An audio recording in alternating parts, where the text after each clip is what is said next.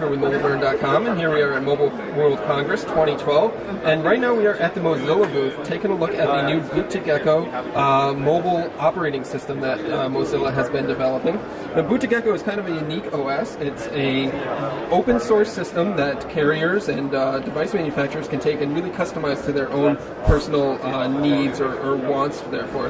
What we're looking at here is a version running on a Samsung Galaxy S2, and Mozilla is showing us a quick demo of a potential UI that could be used. However, it could be very different depending on how a carrier or manufacturer might customize it. We take a quick look at the lock screen here.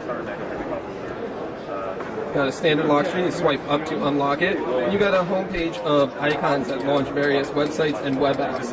The thing that's interesting about Boot2Gecko is that it's written entirely in HTML5 and JavaScript. So if we open up the dialer here, and I hit this little menu button here, we can take a look at the various HTML code that's used to build it. So it's all done in HTML5. It's extremely light, and it's a very different experience or different build than what you'd see on a standard Android device.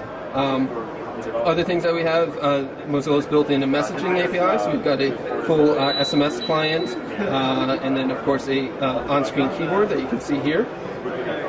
Again, built with the HTML5 code. There's also a browser built in. There's a camera API built in, so developers can work with a camera. As you can see, there we go. A little bit laggy, but of course this system is still in development now, so it's not a final product yet.